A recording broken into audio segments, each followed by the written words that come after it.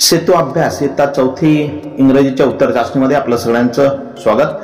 प्रश्न पहिला दिला मित्रांनो, observe the picture and tell 5 sentences about it. एक चित्र दिलेलं आहे, त्या चित्राचं निरीक्षण करायचं आहे आणि त्याच्यासाठी आपल्याला काही वाक्य लिहायची। तर या चित्राबद्दल आपण लिहू शकतो, this is a beautiful scene, the river is flowing through the mountains. या ठिकाणी एक नदी वाहताना आपल्याला दिसते। देयर इज अ जंगल, एक जंगल त्याच्या नदीच्या आजूबाजूला आपल्याला दिसते। ट्रीज आर देअर, झाडं आपल्याला दिसत आहेत। We see a mountain also, आणि त्या ठिकाणी आपल्याला एक पर्वत सुद्धा दिसतोय।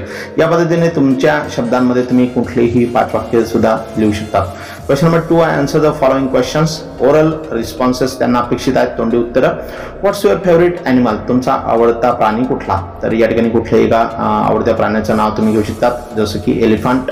व्हॉट्स युअर फेवरेट डिश, तुमची आवडती डिश कुठली? तर पाणीपुरी।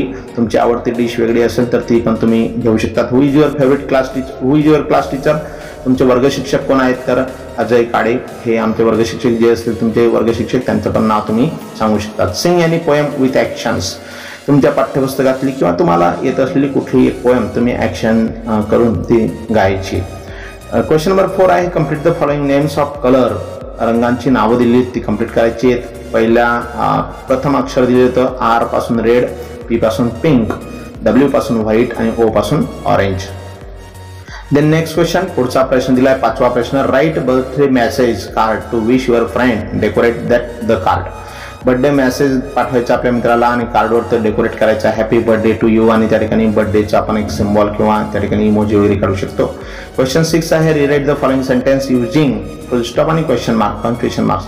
2 पंक्च्युएशन मार्क दिलेत, ते वापरायचे आपल्याला योग्य ठिकाणी। Do you like an apple, या ठिकाणी डू या क्रियापदाने सुरू होणारा प्रश्न असल्यामुळे शेवटी क्वेश्चन मार्क आपण देणार आहोत। आणि दिस इज अ ट्री हे साधं स्टेटमेंट विधानार्थी असर्टिव्ह सेंटेन्स असल्यामुळे शेवटी पूर्णविराम देणार आहोत, लक्षात घ्या।